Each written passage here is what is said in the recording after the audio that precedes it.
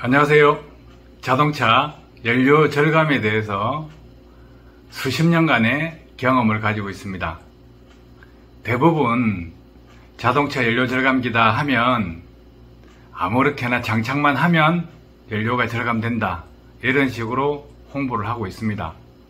그리고 그들이 말하는 쉽게 10% 절약된다, 20% 절약된다, 30% 절약된다, 이렇게 하시는 분 많이 있습니다. 그분들요, 실질적으로 경험이 없거나 무지하기 때문에 그렇습니다. 연료 절감기를 구매하시는 분들도 마찬가지고요. 자동차를 사용하시다 보면 연료비가 비싸다 하면 조금이라도 아껴보고자 이런 방향 저런 방향 다각도로 생각을 하고 계실 것입니다. 그러면 연료를 절감하기 위해서는 어떤 방향으로 접근해야 되느냐, 이 부분에 대해서 알려드리고 향후에 지속적으로 더 많은 정보 공유하도록 하겠습니다. 가장 먼저 접근해야 될 부분을 자동차 산업을 분류를 해야 됩니다. 어떻게 분류하느냐, 자동차는 제조 분야가 있고 정비 분야가 있고 관리 분야가 있고 사용 분야가 있습니다. 자동차 메이커에서 수많은 연구자들이 연구를 해서 연비를 1%라도 향상시키기 위해서 노력하고 있습니다. 그런데 그 많은 자동차 메이커에서 자기네들 나름대로 연구를 하고 연비 향상을 위해서 갖가지 기술들을 접목시키고 있습니다. 그런데 시중에서 어떤 제품 하나를 개발해서 장착만 하면 모든 차량의 연료가 10% 절약된다, 20% 절약된다 하시는 분들이 있습니다. 그러면 자동차 메이커 안에 있는 그 연구진들은 바보일까요? 선택을 한번 해보세요. 어떤 부품 하나를 교체한다고 해서 연비가 향상된다. 물론 다소간에 향상될 수 있습니다. 그런데 연비가 향상됨으로 해서 환경 분야에 영향을 미칠 수가 있습니다. 연비와 환경, 이 두 부분을 같이 맞추려면 힘들겠죠. 거기다가 출력, 소비자가 원하는 순간 출력이라든가 이런 부분도 다 접목시켜서 균형을 잡아 놓는 것이 자동차 메이커에서 생산한 자동차입니다. 그런데 그런 부분을 생각하지 않고 막연하게 장착만 되면 효과가 있다, 현실성이 없다고 보시면 됩니다. 과거에 인터넷이나 오프라인에서 판매하는 연료 절감기 많이 테스트 해줬습니다. 그런데 인적 요소가 가미되면 환경에 따라서 연비가 바뀌어 버립니다. 그래서 실제 주행을 하지 않고 공회전 상태에서 연료가 절감되는지 안 되는지 장비를 물려서 테스트를 해버립니다. 그러면 효과가 없다는 게 표시가 나겠죠. 그래서 과거에 연료 절감기를 만드는 업체, 안 그러면 판매하는 사람들이 찾아와서 자기네들 연료 절감기가 효과 있는지 없는지 테스트를 해달라, 이렇게 부탁을 많이 받았는데 돈 안 받고 해줬습니다. 효과 없습니다. 그리고 인터넷에 판매되는 제품들 시가지게 꼽는다거나 배터리에 붙인다거나 이런 거 제품 많이 봤습니다. 테스트 해봤습니다. 효과 안 나왔습니다. 왜 그럴까요? 장착만 하면 연료 절감 되는 것은 상당히 어렵다는 거예요. 그건 자동차 제조 분야이기 때문에 그렇습니다. 그러면 또 차량이 고장난 상태에 엔진의 센서들이나 이런 부분에 문제가 생겼을 때 연비가 안 나올 수가 있습니다. 그러면 그 부분을 정비를 하셔야 돼요. 그리고 또 엔진 오일을 교환한다거나 또는 연료를 옥탄가가 높다거나 세탄가가 높다거나 이런 연료를 바꾸는 방법도 효과가 있을 수 있습니다. 근데 그 퍼센테이지가 10% 20% 효과 이렇게 볼 수가 없어요. 그래서 정비 분야를 떠나서 그 다음 단계로 관리 분야가 들어갑니다. 관리 분야가 들어가면 오일 교환 주기를 적절하게 하고 타이어 공기압도 맞추고 이런 걸 하게 되죠. 그 과정이 관리 분야입니다. 그러면 자동차 산업을 나눌 때 자동차 제조 분야는 자동차 메이커에서 돈이 되니까 합니다. 그리고 그 다음 단계가 뭡니까? 자동차를 정비하는 분야입니다. 과거에는 정비를 한다 그러면 자동차 메이커에서 정비하는 인력들이 안 되니까 카센터를 교육을 시켜서 그 카센터에서 자기네들 차를 정비할 수 있게끔 인력을 양성시켰습니다. 하지만 그 분야가 이제 돈이 되다 보니까 자동차 메이커에서 직영으로 정비를 하게 됩니다. 그래서 돈이 되면 한다는 거죠. 그래서 관리 분야는 또 어떻습니까? 관리 분야는 자동차 메이커에서 관리를 해주는 부분이 없습니다. 그래서 자동차 메이커가 아닌 카센터나 개인이나 안 그러면 운수업체에 종사하시는 분들이 자기 차량의 연비 개선을 위해서 관리를 하고 있습니다. 적정한 타이밍에 오일을 교환한다거나 타이어 공기압을 잡아준다거나 이렇게 하고 있습니다. 자, 그러면 남은 분야가 한 가지입니다. 자동차의 사용 분야입니다. 그러면 그 사용 분야에서 연료를 절약하자 이렇게 하면 많은 사람들이 사용을 어떻게 해야 되느냐 이렇게 생각하실 수 있습니다. 그럼 어떻게 해야 될까요? 자동차를 효율적으로 사용해야 되는데 하드웨어적인 측면을 많이 생각하고 있습니다. 트렁크에 짐을 싣지 마라. 그러면 그 말을 하면 무게를 줄이라는 거죠. 그럼 자기가 볼 일이 있어서 트렁크에 골프를 치러 간다 하면 그 장비를 열 것이고 또 배달을 하면 짐을 싣고 다녀야 될 것입니다. 그런데 그 짐을 어떻게 줄이나? 그것은 무게를 줄인다? 현실성이 없는 것입니다. 또 하나 또 보자고요. 정속주행을 하면 연료를 절감할 수 있다고 많은 사람들이 이야기를 하고 있고 소위 자동차 메이커, 그 다음에 정비하시는 분, 그분들조차 정속주행을 하면 기름을 아낄 수 있다 합니다.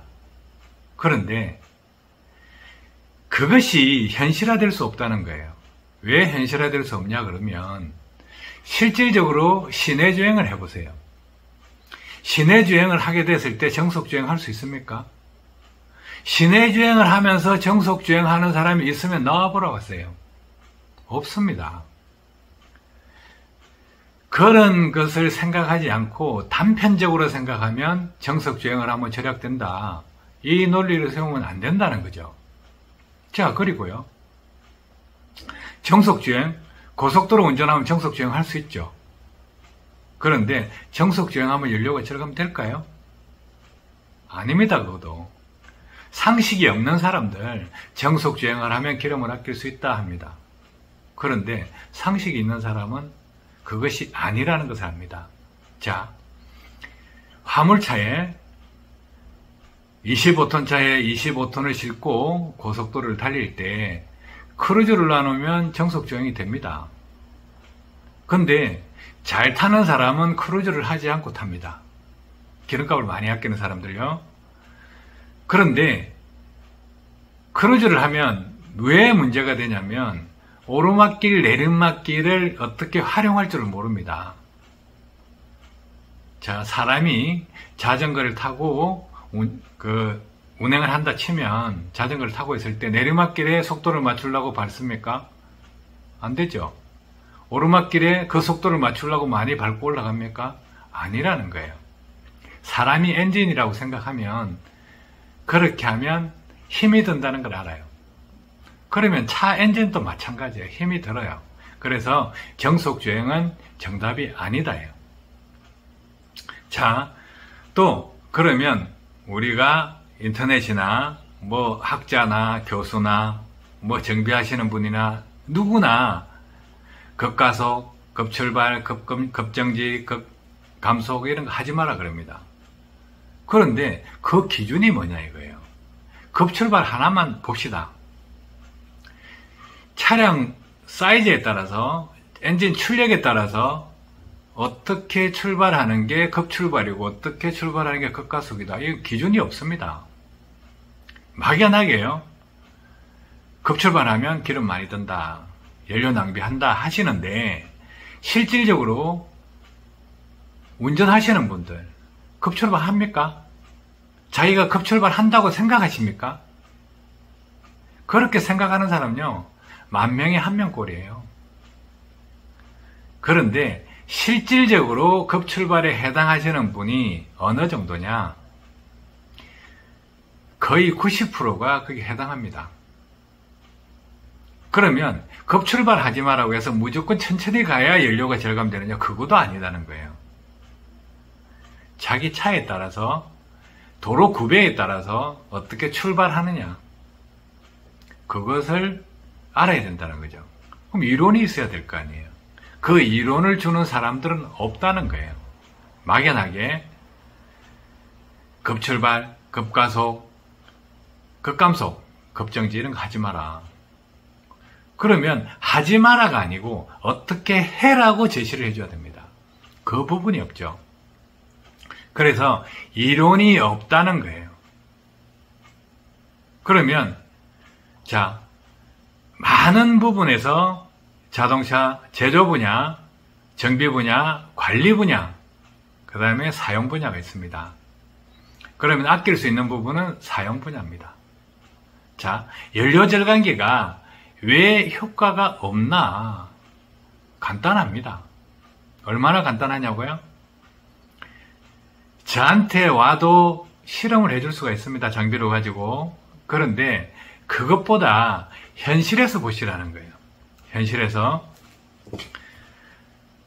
연료비를 나라에서 보조해주지 않는 운수업체들요, 연료절감기에 엄청나게 과거부터 실험을 했습니다. 거기에서 효과가 5%가 있다, 효과가 10%가 효과가 있다 하면 그냥 전국 시장을 다 먹을 수가 있습니다. 엄청난 매출을 일으킬 수가 있어요. 장착만 하면 연료가 절감된다는데 그 제품을 안 살 운수업체는 없습니다. 다 삽니다. 효과 있나요? 버스 운수업체, 화물차 운수업체에서 장착만 하면 연료 절감된다 하면 줄을 서서 구매를 합니다. 그런 제품 보셨어요? 없잖아요. 없으니까 10%, 20% 이런 말들은 아예 믿지를 마세요. 믿어봐야 헛일입니다. 그러면 왜 절감기가 시중에서 파는 제품들이 누구는 달았더니까 효과 있더라, 누구는 효과 없더라 이런 이야기를 합니까? 많이 들어봤죠? 왜 하는지 아십니까? 장착 전에 기준연비를 모르고 장착 후에 기준연비를 모릅니다. 그래서 달면 자기가 달았기 때문에 습관이 바뀝니다. 또 테스트 코스도 달라져요. 또 조심도 합니다. 과거에 뭐 웅웅 다니던 걸 그냥 차분하게 다닙니다.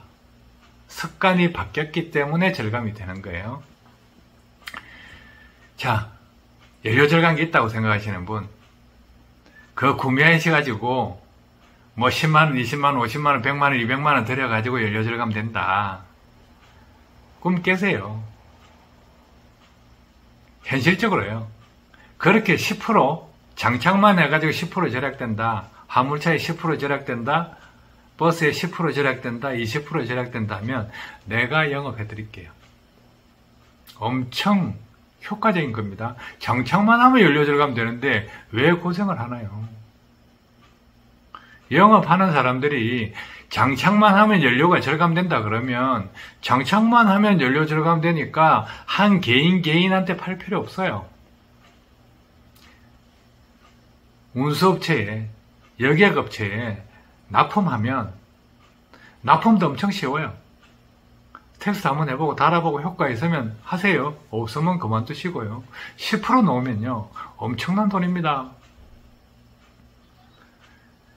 그래서 그런 제품 찾지 마시고 실질적으로 연료절감 효과를 보시려고 그러면 정상적인 사고방식을 가지고 접근하시기 바랍니다. 무지한 것 때문에 연료절감기를 개발하고 있고요. 무지하기 때문에 그 연료절감기를 사고 있는 것입니다. 연료절감하고 효과를 보려면 자기 자신이 자기가 운행하는 차를 어떻게 하면, 어떻게 운전하면 연료가 절감될 것인가, 이 부분에 이론이 필요합니다. 과거에 초등학생도 아는 급가속, 급출발, 급감속, 급제동 이런 이야기는 안 하시는 게 좋아요. 자, 이 영상을 보시는 분, 왜 이런 말씀을 해드리냐면 연료비가 비싸죠. 경기도 안 좋고 어렵죠. 그런데 아낄 수 있는 거 차는 타야 되니까 운전 방법을 바꾸시면 됩니다. 과거에 유튜브 한 10년 전, 15년 전에는 유튜브 보는 사람이 거의 없었어요. 지금은 조금 보니까 이렇게 이제 공개를 해드리고 알려드리는 것입니다. 연료절감기 효과가 있다 없다 이렇게 가타부타 이야기할 필요 없어요. 자, 이렇게 생각해 봅시다. 자동차 한 대가 한 달에 500만 원의 연료비를 쓴다 이거예요. 10% 절약하면 50만 원입니다. 그러면 1년에 600만 원을 절약할 수가 있어요. 장착만 해두면 1년에 600만 원입니다. 10년 하면 얼마입니까? 연료 절감 금액이 6천만 원입니다. 그러면 6천만 원 10년 동안 차 내구연한 10년 탄다 치면 6천만 원을 아낄 수 있는 것이고, 또 그 제품이 영구적인 제품이라면 옮겨 달고 쓸 수가 있습니다. 그럼 6천만 원 절약하는데 판매하는 사람이 얼마에 팝니까? 가격을 보세요. 자기가 실질적으로 10% 절약된다, 20% 절약된다. 자, 20% 절약되면 한 달에 100만 원 절약하죠. 그런데 얼마에 팝니까? 자기가 판매를 하는 사람 입장에서 달기만 달면 10% 절약된다, 20% 절약된다 하면 얼마에 팔아야 될까요? 가격부터 안 맞다는 겁니다. 앞으로 연료 절감에 대해서, 자동차 연료 절감에 대해서 많은 정보를 공유해 드릴게요. 실질적으로 효과가 있는 방법, 그 방법도 가르쳐 드릴게요. 다음에 또 좋은 시간 찾아뵙도록 하겠습니다. 도움 되셨길 바랍니다. 감사합니다.